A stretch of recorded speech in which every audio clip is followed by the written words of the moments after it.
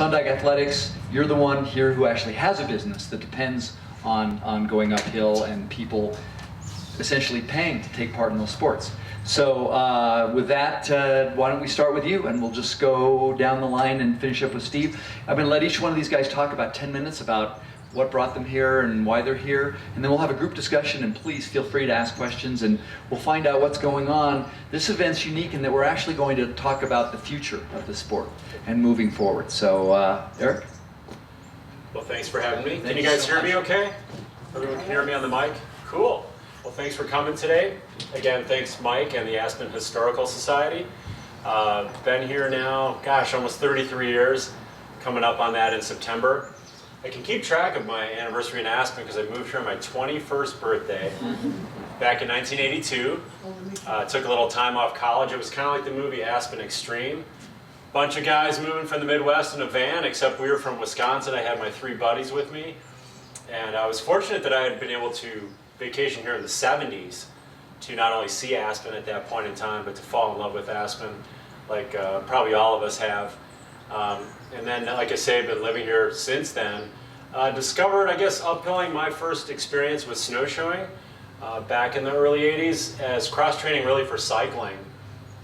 Mountain biking was just getting going as a sport, and it was taking off here in Aspen. We had a couple bike shops, like the Hub of Aspen, Gray Wall Limited, some of the first shops. One of them still here, and I still work with Charlie at the Hub.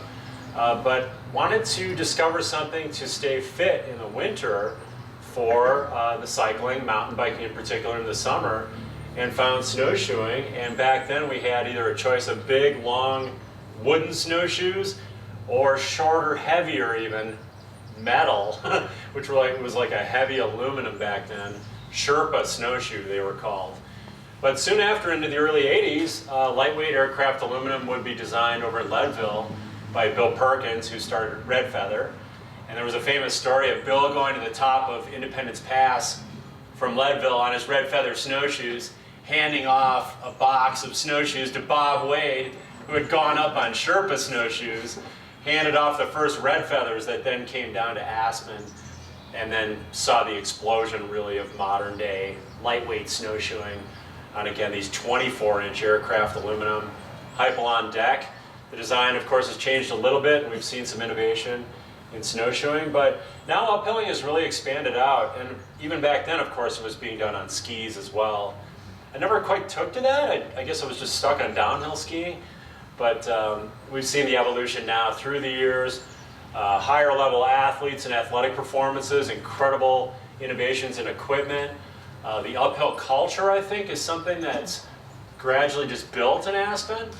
And as it gets momentum, it seems to draw more people into it. It's like this just energy building in this area.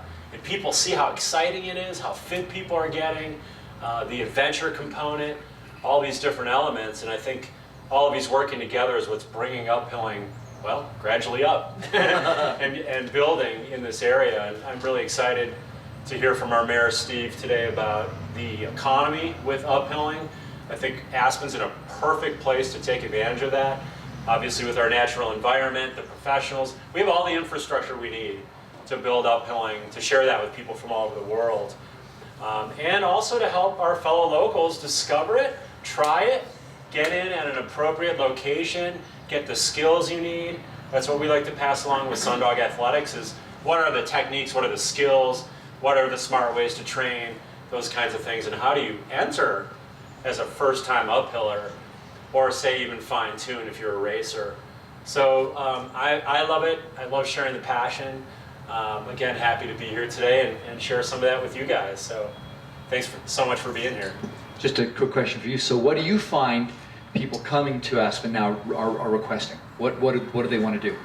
Well, I mean, still we get the variety. You know, we get the first-timer that wants to try something just easy, get out for an hour or two. And I think that the word we like to use is progression. Use a progression, start smart, and slowly build up. A lot of people, when they try these different, whether it's mountain biking or snowshoeing, or even fat biking, which is like one of the hot new sports, start at a smart level, easy, and slowly build up. I think people do too much too soon. That's when they get into trouble. But we have everything from 4- and 5-year-old kids going out on 2-hour snowshoe tours, to all the way up to people in their late 70s, early 80s, you know, really having fun with these sports. So it's really all levels. That's part of the joy of the business too. Awesome. Okay. Ricky Gates from Aspen. Yeah. And to 7 continents. How does that happen? A lot of time on my hands. So yeah, I'm born and raised here. I think I've got Eric beat by about a year getting in here. I came in. You were one. Yeah. I came in out of the womb into Aspen Valley Hospital in '81. I was very fortunate. I think any kid that grew up here was very fortunate that my parents decided to move here back in the late '60s, and for no other reason than they liked the culture here and they liked being surrounded by mountains. My mom's from New York, my dad's from Ohio, and so I've been to both of those places. I like them very much, but I'm really happy to have grown up here. My background in athletics and uphill and biking and all that stuff started when I was in my early teens, growing up here, and I was racing Eric Scarvin when I was like 12 or 13 years old on mountain bikes, and we have the cycling club here, and back in the mid-90s there was the Aspen Youth Center that had the Aspen Alpine Club, which was one of the biggest things for me growing up and getting exposed to the mountains. I don't know if there's an equivalent to it now. I would assume that there's not, just based on what we were doing and all of the legal aspects of that. I don't think they can repeat that, but getting up and down all the 14ers and just doing some really amazing trips in this valley.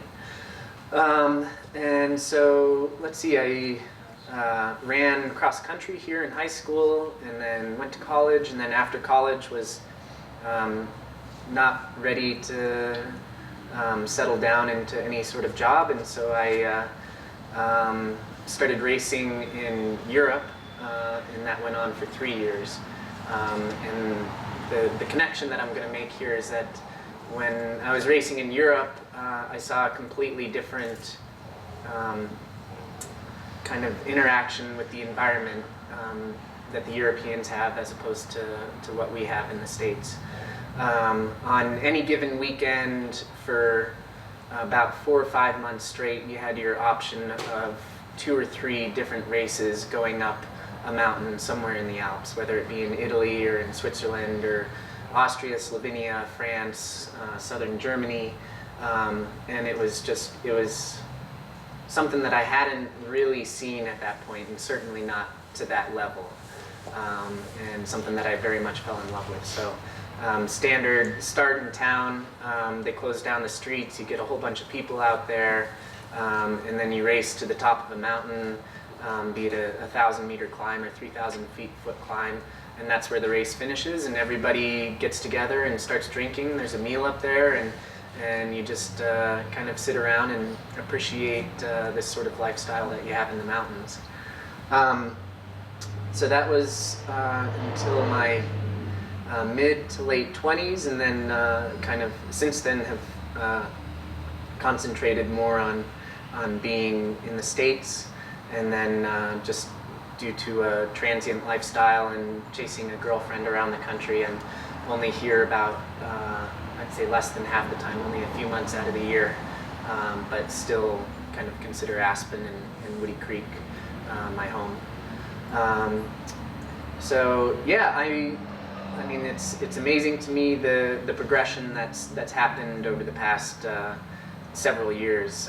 Kind of Aspen and a lot of the mountain towns around the States transitioning into an uphill sort of community, be it in the winter time for those of us like myself who are trying to save money on ski passes and not pay $110 to go up the mountain, earn your turns and get up there, or in the summertime just staying fit and exploring these places around us. Let's see, what was I going to say? I guess one thing that I've seen that's kind of given me a bit of a closer perspective of this new interest in uphill athletics is having dated a girl for the past several years who never it wasn't even on her radar to skin up the mountain or to hike up the mountain during the summertime. There's other things that you can do. You get your ski pass or you do whatever in the summertime. And to see her transition from having no concept of it to skinning up a mountain is as important to her, if not more than the ski down the mountain. Just kind of being out in the wilderness for a little bit longer and appreciating it more. So yeah, I'm excited that this panel is happening right now. I think that the more this town and mountain towns around the states and around the globe can appreciate the natural setting that they're in, all the better. Yeah, like I said, I've always loved this town, and I think this is a good direction for it to be going. Thanks. I can speak just a little bit to that because I remember it's probably 20 years ago now, and primarily at Buttermilk. And when I was learning the telemark, I was skiing Buttermilk a lot. But you saw the uphillers, Yeah. and they would go uphill and then get on the lift to go down. And I'd be on the lift going up, and they're like, you know. And I kept thinking, well, why would you do that if you don't get the reward of sliding down? And the point is because you don't need the reward of sliding down. Some people, for them, the experience is walking up on snowshoes, or if it's packed, and it often is. And having done it a few times now, that solitary ride down the chairlift after the satisfaction of climbing a peak or climbing one of the ski areas is a whole different kind of satisfaction. And it takes me back to that original Lift 1, which was single chairs, and you rode up the mountain, but you were by yourself. And it's a different way of experiencing the environment and the aesthetic of that isn't competitive. And I've come around in 2 decades, basically, to appreciating that point of view. So thanks for bringing that up. All right, Michael Barlow, Tennessee to Aspen. How did that happen? Yeah, good question. I guess I kind of owe it a lot to my cousin, who's it's Chris Lane. He's the CEO down at Aces, but he was working for Ski-Co at the time. And we met them probably in the mid-90s, just a couple of years after they had moved here. And yeah, my brother and I were kind of really taken with them. They lived this kind of wild mountain lifestyle, and he was a paraglider and did all these sort of crazy things. So we, being young adolescent boys, were kind of idolized that. So we ended up making our first trip here in somewhere in the late 90s. I was kind of dumbfounded. I was in middle school. It was the first time I'd ever skied on like big mountains here. We'd been skiing in the mountains of North Carolina and that kind of thing. And it wasn't. It's fun. It's a different thing. So I was definitely taken with it pretty immediately, just sort of more or less awed by it because I'd never seen mountains that big. And then I raced cross country in high school, and that's probably where the athletics started. And always kind of tended towards trail running, that sort of thing. My brother has been a climber, major rock climber since I was about 7 years old, so that was the first introduction of, adventure sports and, knowing that there's something else out there other than like track and field and soccer, football, baseball. And so we'd make trips to the mountains, but I honestly, when I was younger, I'd never really liked hiking or I always got kind of annoyed with my parents, and it wasn't a ton of fun. But I did really like competition once I started to get into it. I still like it. I coach the cross country team here in Aspen, and I think that it's a fun way to sort of push yourself and to do things you didn't think were possible. But both my brother and I ended up coming to Colorado College, which is in Colorado Springs. And I took a year off after freshman year and kind of had a bit of a ski bum and summer here in Aspen, which was a lot of fun. But it was a pretty typical ski bummy sort of lifestyle, and just having fun and getting on the mountain bike and getting out and exploring. But I do still feel like I was exploring a very small percentage of what considering where I've been since. And finished school, and the first big race I'd ever done that was definitely out of my comfort zone was the Pikes Peak Ascent, which was that was my graduation gift to myself. So it was really fun. But that definitely opened the way I thought, opened my mind to how I was thinking about sort of what is trail racing, what's trail running. You just run up a 14,000 foot mountain and that's it. And it's really hard. Yeah. But so then we moved here, kind of did the ski bum thing for a little while. Again, it was my cousin offered the sort of kind of easing into the community and finding some connections to make the job hunt a little simpler. And but I always kept running, and I was a telemarketer at the time, so I would uphill fairly regularly. And then the other kind of big turning point was when they launched the Backcountry Marathon in 2011, which was actually, to this day, I still think it's a fantastic course, and it's just some of the best trails around the area. And that sort of started. Can you describe that? What is that course? What makes it so fun? So we have great mountain biking here, and it basically takes some of the best mountain biking trails and just kind of puts them all together. So you end up running throughout Hunter Creek and down Sunnyside and over on Buttermilk, and you start and finish in Aspen. And so it always just felt like a really cool, like the roots aesthetic. You get to see a lot of great stuff while you're on the run. And it always draws a reasonable number of people, so it's like a good community, a great party at the end. It's really fun, and so that kind of got me back more seriously into competing.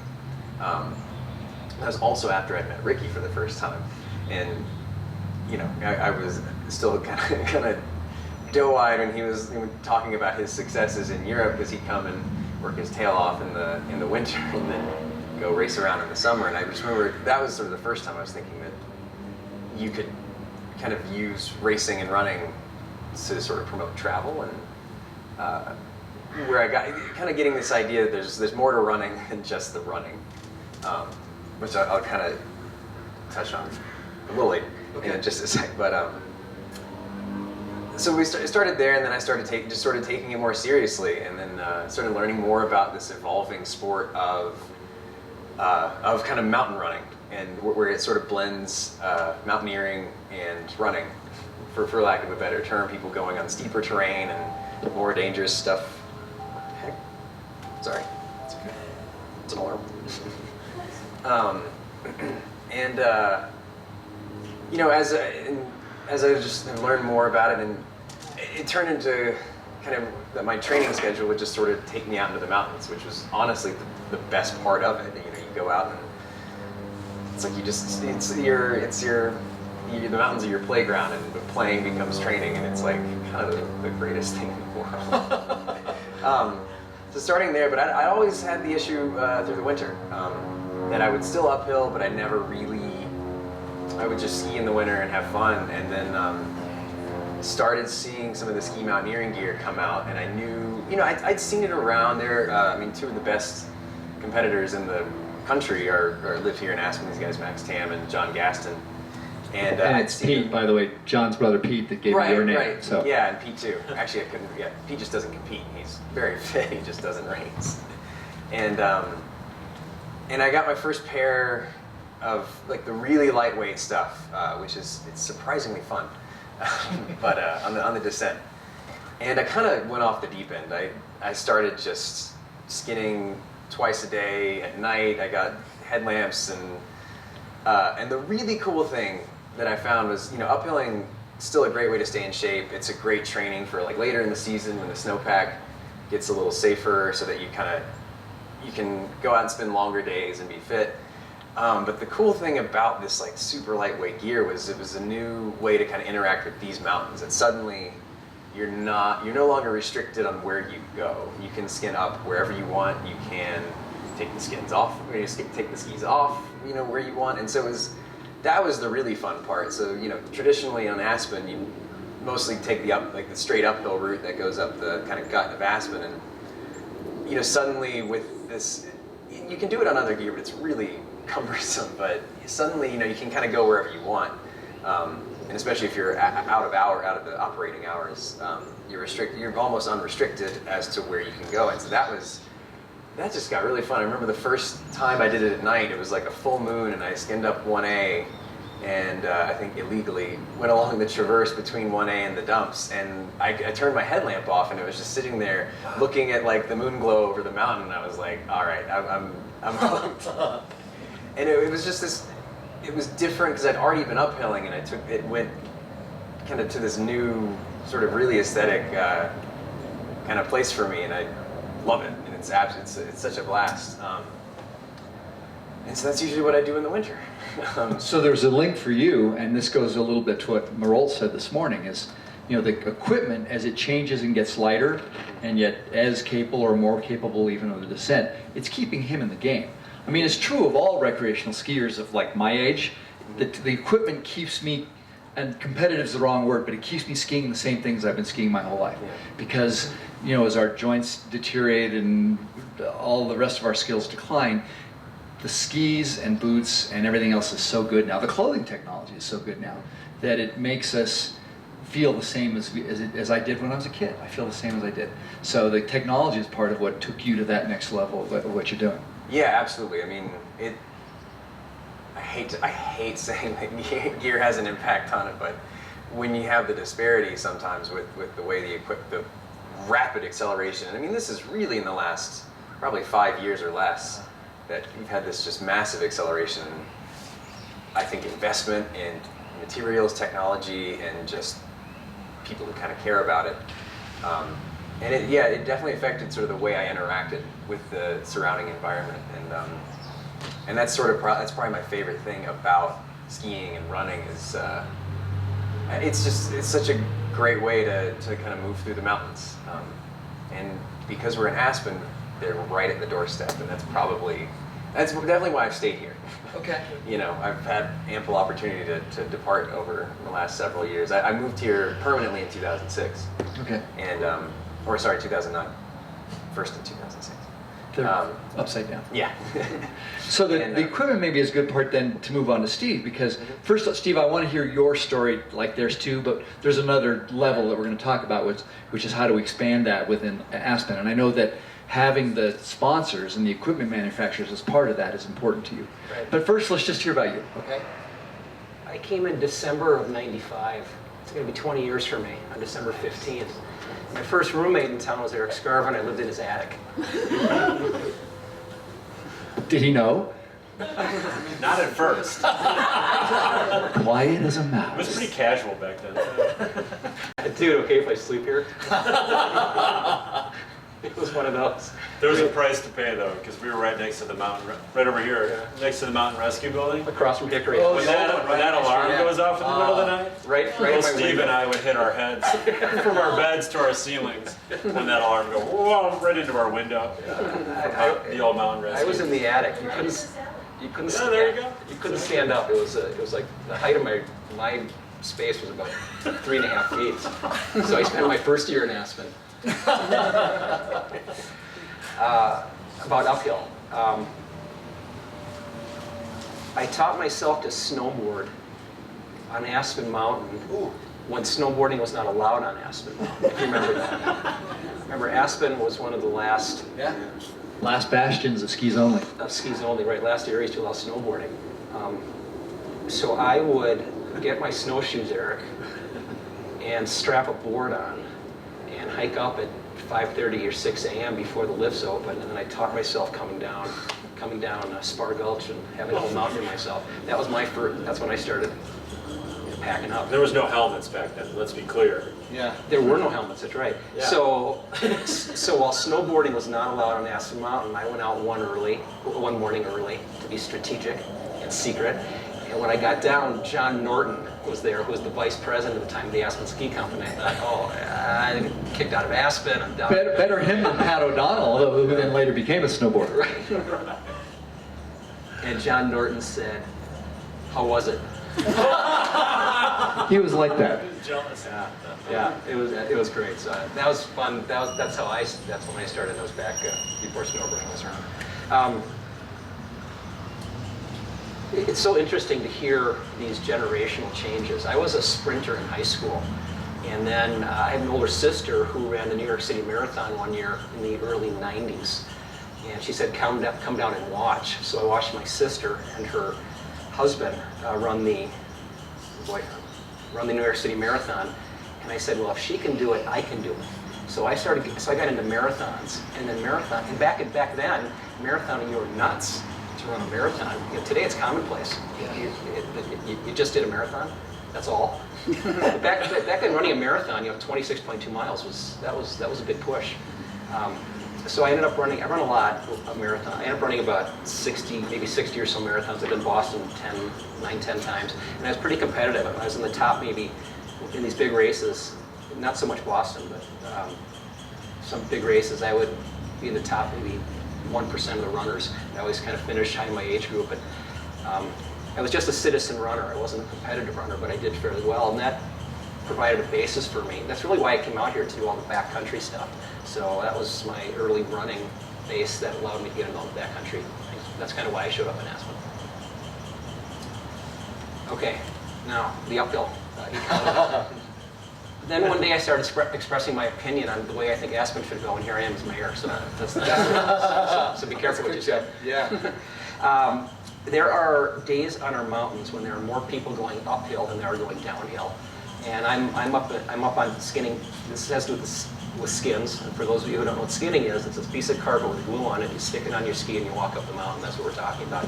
And they're called skins because they originally were seal skins. The old original explorers, the ones doing the pole, the Alps, whatever, they were a seal skin, and the hair has a grain, so it slides forward and then digs in coming back. And so we're using modern materials that imitate that. I don't.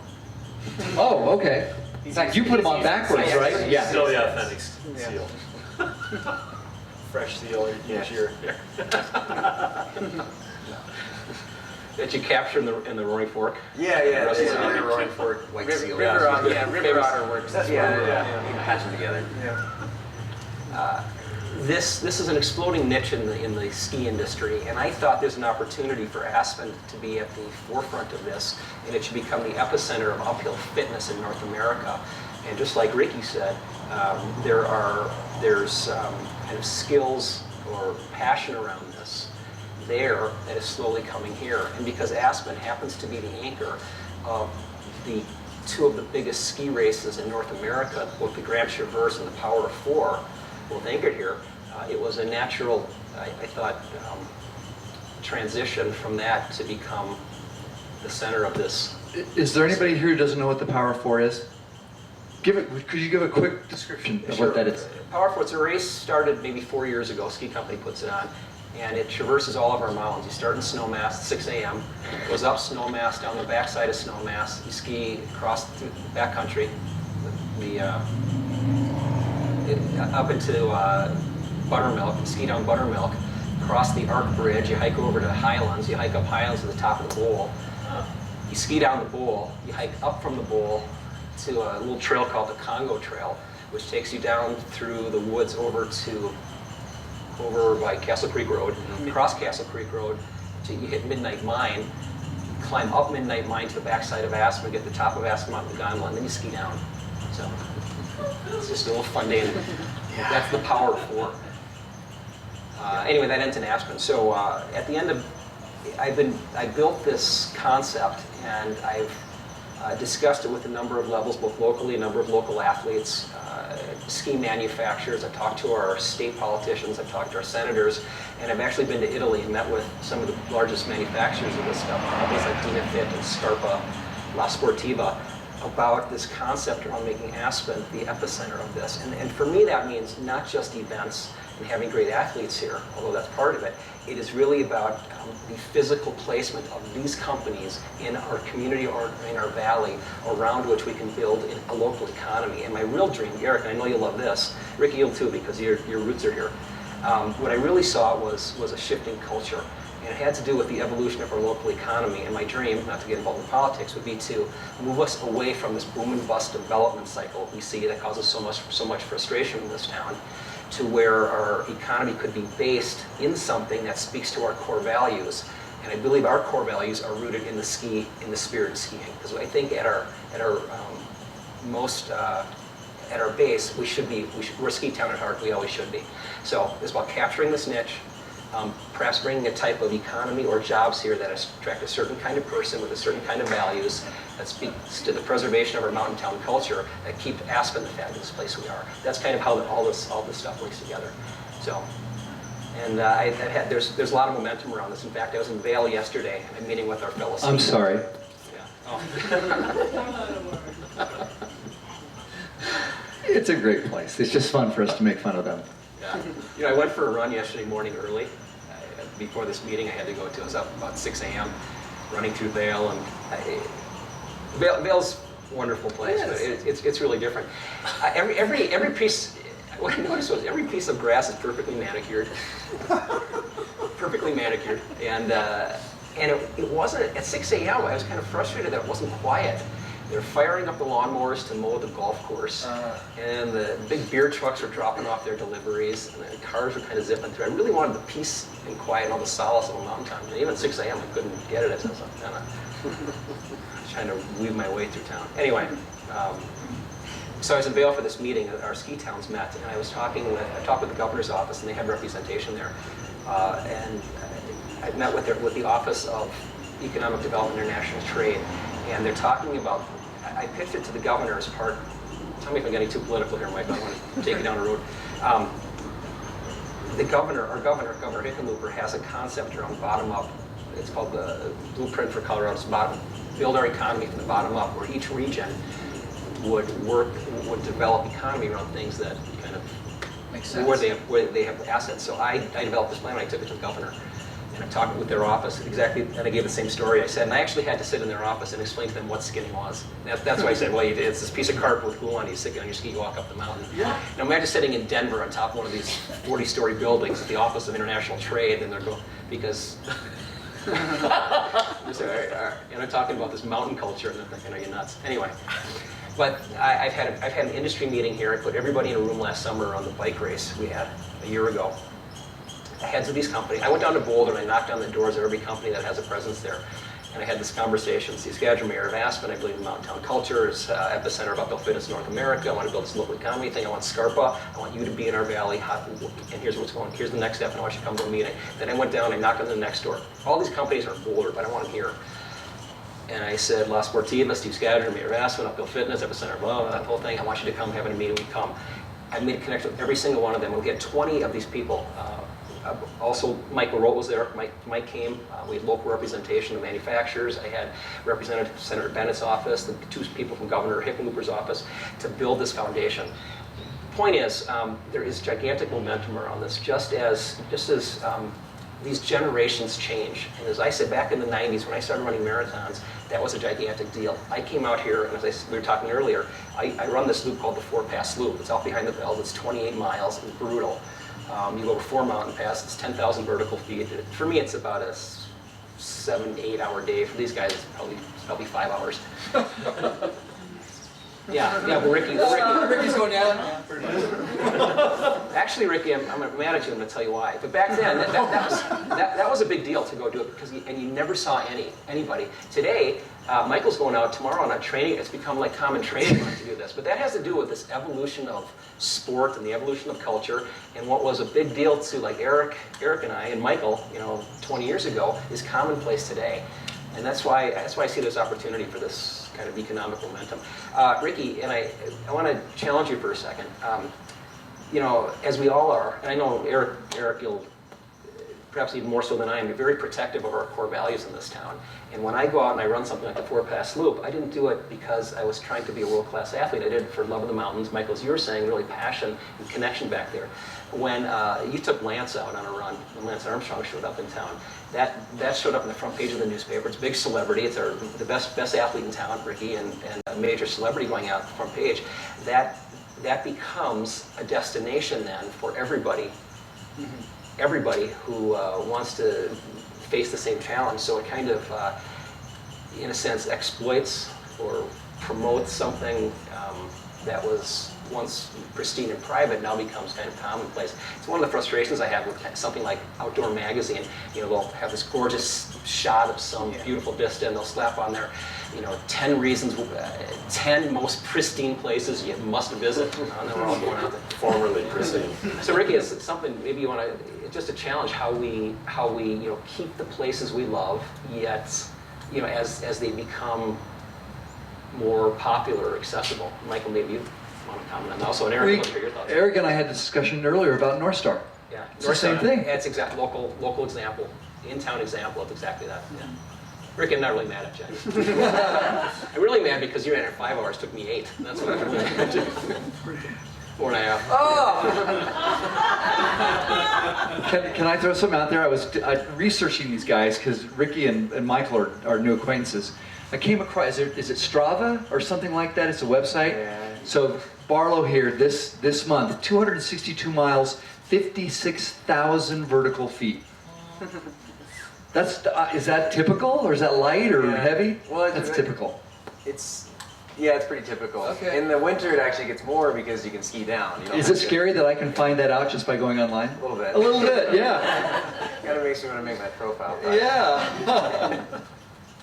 I've been talking about this. This has come up quite a bit this past summer. Kind of I don't like using the word exploitation of our wild places.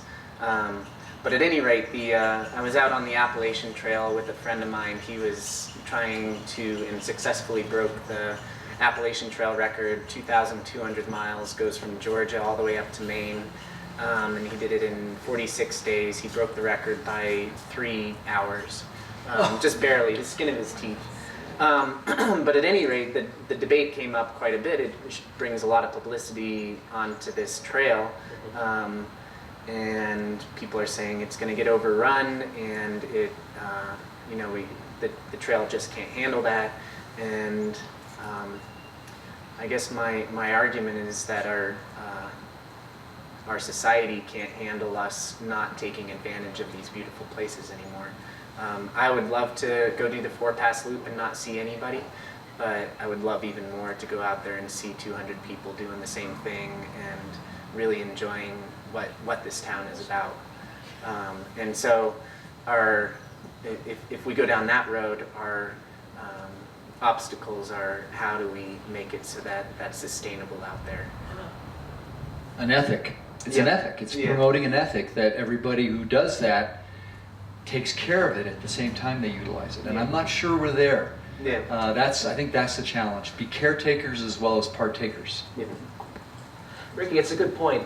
Eric, I think about you a bunch. When I'm running back in Hunter Creek, and you wrote an article in the paper, in one of your columns years ago. You still write for the. No, He's doing the video thing now. Kind of moved to a video format, but there was a column I had called The Athlete's Source. I wrote that bi-weekly for the Aspen Daily News for 7 years. Years ago, and you wrote a piece. I don't know if this is the one. Did you write something to do? Anyway, you talked about early season mountain biking, and you said don't go up there yet because it causes. You use the term rainbow on the trails. Don't rainbow. A single track. What bikers do, you ride a single track. There's a pile of mud. You tend to go around it rather than going through it. That's the ethic.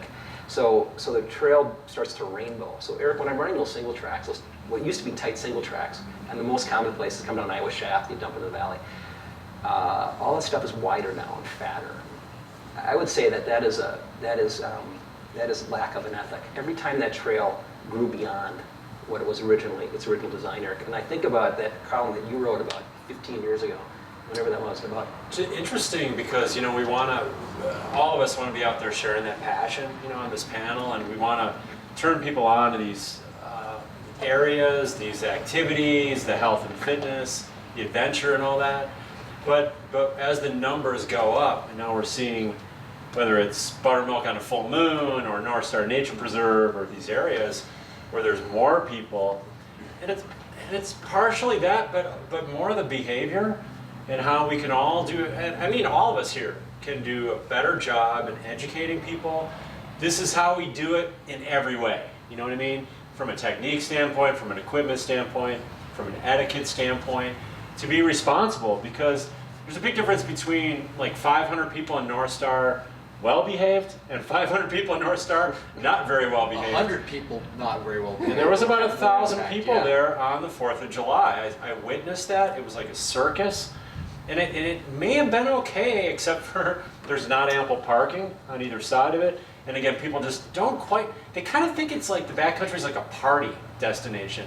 You know, and you see the beer cans and all that, again, whether it's the church, which used to be a sacred spot up on West Buttermilk, when you hike up to that bench. I met the couple who had built actually a shrine to their friend with this beautiful bench, varnished. You know, they had this spot where you could look up those valleys. And it got so desecrated over party after party now, we're just partying in the backcountry, that they took the bench out and they basically removed this tribute to a friend that had died in this gorgeous, pristine spot that is being disrespected. And we're seeing that, unfortunately, with the numbers going up into these beautiful locations and then the behavior. So I think there's an educational, should be an educational effort from everyone, because we're all vested. You know, we're all hopefully owners and taking ownership of these areas. I think that's really, really important as we're seeing uphilling growing, alpine touring growing, backcountry running growing, all this stuff. Population growing. It comes Right. with the population continuing to grow and more people having access and the equipment making it easier. It's all part of the same thing. Michael, let me So- comment about uphilling on the Okay. hill. Michael, what we said earlier, going up 1A, one reason uphilling is exploding here is because our ski company lets us do it. Yeah, You know, for Chris, free lets us do it. You know, Chris, your cousin Chris, will tell you a story that he was in Park City, brought his skidding gear, called the ski company there, or Park City Chamber of Commerce, and said, "Do you allow this? Can I go?" And they said, "Well, we don't know what you're talking about." In Park City, our ski company has been really progressive. That's because leadership there does this stuff. So we're really fortunate to have our ski company share the same set of values we do. The ethic involved here, their cat drivers are getting really frustrated with a lot of us who are going uphill, and we're about to lose, we could potentially lose the very privilege that has helped us grow this entire niche. So Mike, it's the ethic, you know, it's incumbent upon each one of us, you know, to call out our buddies who are not following the ethic and say, listen, cat drivers have the right of way, or if the ski company says, these are the routes today, you stay on those routes. Is it something that like needs to be drafted? I mean, draft an ethic and say, this is that we stand behind this. Maybe the city we stand behind this. This is who we are. This is who we ask you to be. Pick up Rich Berkeley at the ski company has a sticker, and you can pick them up at the Troll Hut at top of Highlands actually, and it says it's a checklist. You read the rules. You say, I abide by these rules. You check off the stuff. It's like a little simple test. I do this, and I'll stay on the routes. And they give you a little sticker, and then you can slap it on your ski or your jacket, or your helmet, or something. And then, Nice. and I've done that, and it's my small part to show everybody else that you follow this. It's kind of like the I voted sticker. Exactly. That's exactly right. So I encourage you guys to grab one of those. How about that, Catherine? Yeah. So what do we do? So what do the five of us up here, the people watching, and what is the city? Where do we go? And that's not just to Steve. Who has an idea? Well, I know what I want. I know what I want to do. I'm forwarding this mission. I have this communication going, and I'm really interested in Aspen, these words, Aspen becoming the epicenter of uphill fitness in North America, and working with these great guys and other passionate athletes to see how we get that done. That's where I'm moving it. For me, I mean, I'm psyched to see, having grown up here, I'm psyched to see companies like Strafe already. Which is the Gaston brothers. Yeah, the Gaston brothers. If you're not familiar with Strafe, a couple of young brothers that are making really cool clothing, and they have a lot of, they've got a kind of a backcountry ethic behind them. And to see, I mean, I think it would be incredible to see more companies like that in town, diversification of the economy. I know that I have friends that are here that have been in either retail or restaurants their entire lives, and one just quit his 8th retail job, and he's like, I'm done, I don't want to do this. What other options are there? And it's like, well, you can do restaurant or real estate. So to see a diversification of the economy would be beautiful to see here. So. And it's not to put you on the spot necessarily, Steve, but what can the city do to make it easier for businesses? Is there a standard practice, or how do we make it advantageous for these companies to move here? Yeah, you know, there was a survey done, and Aspen ranked as one of the easiest places to start a business. It just came up. I don't have that. I looked at Catherine. Actually, I shouldn't have it. What can this? We have. It's been an initiative of City Council the past couple of years to reduce some of the barriers to small businesses and to speak to the entrepreneurial economy here. So, and we've done some of that stuff. We've streamlined things in our community development department. We've adopted some new technologies that help with all the paperwork stuff. We try to expedite things that should be priorities over ones that shouldn't be. So we're aware of it. One thing I did and that I'm really proud of is start the Next Generation Commission, and it's an official city commission like the Planning and Zoning Commission or Historic Preservation Commission or the Liquor Board. That's for the generation about 20 to 40 years old, to ensure that city council policy is informed by with the priorities and values and attitudes of that generation. So make sure that generation has a voice in the direction the city's going. So that's fairly aggressive stuff. And short time I've been sitting there. Why don't we, questions from anybody? Yes? To come back to your preserve what was already there, it seems we have a place over in Snowmass, and it's the weekend warriors that come in. And it seems there's a logical touch point with how to treat the trails, etc. Ought to be at the front desk of the hotels, the lodges, the rental condos, as a handout, it's a little bit of FaceTime for those folks going, hey, take a look at this, we're trying to keep this, because what we see is a lot of the weekend warriors come in, they could care less. But that's a very high flux of people who really don't have the vested appreciation or the vested interest in keeping this going. That may be a very important interface to take advantage of in trying to put together some type of educational program, if you will. Short, sweet, to the point. Just a thought. It's a great idea. Through local lodging, through the places where they're renting a lot of this equipment, like stand-up paddle boards, for example. You see these trucks with 10 inner tubes overflowing, boom boxes. I mean, it's like, I'm dating myself, but Fort Lauderdale back in the day. It's like, as now I'm transferred to our nature preserve. But yeah, any point of contact like that, That's interesting. That's where you're really looking at any of these types of things. It's a coalition. I mean, it's a real team effort to create this economy, whether you're talking about that or these educational efforts to be better environmental stewards. The hotel front desk is a perfect spot to have, a mention of that and have literature to back it up. The International Mountain Bike Association, I'm involved in IMBA. They have a top 10 trail etiquette, and it's published. They have the stickers, the t-shirts, and again, we need a comprehensive effort like that. It's a great idea. We're gonna work on this. The Aspen Wilderness Ethic, or AWE. Okay. Ooh, I like that. I'm serious. Let's draft this. Yeah, good. Or Aspen's Wicked Environment. That Kelly, you had a question. Yeah, Eric, you'll remember this, but when we talked about the restrictions on like the upbuilding, there used to be no restrictions on Aspen Mountain. I remember going up, the first time I ever went up was in the 80s. Yeah. I went up at noon on a weekend, and it was terrifying. With our dogs. It can be a good Really? thing. Oh yeah.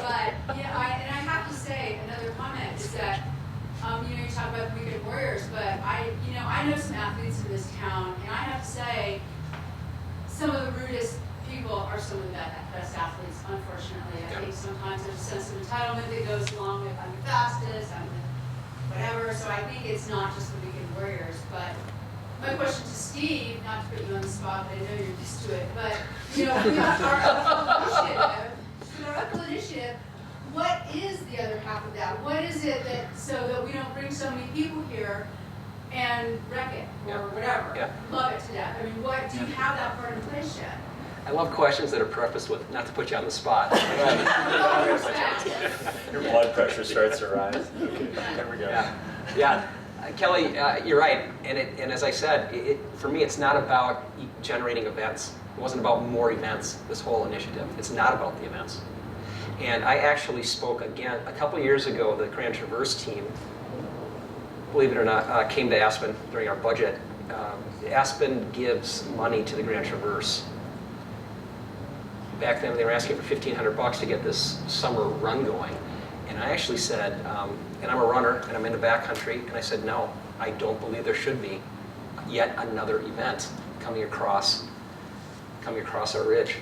And this part of our discussion has to do, Kelly, with how many events can a town like this handle? I mean, we're at event fatigue already. In addition to that, there's been exponential growth in all of this. Ricky can attest to this, even over in Leadville, what Leadville's done. And that's a whole nother story. So, Can you have one without the other though? Can you turn this to the epicenter without it? well, epicenter for me, hey, well, we have these two successful and well-recognized events, the Grand Traverse and the Power Four.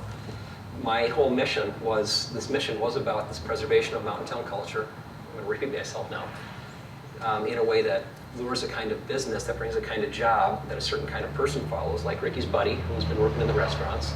Maybe this guy had an engineering degree or some college degree, marketing degree or accounting, and could perhaps apply it at, a division of Scarpa, the Scarpa's R&D that's now based, at our new Uphill Economy Center or whatever.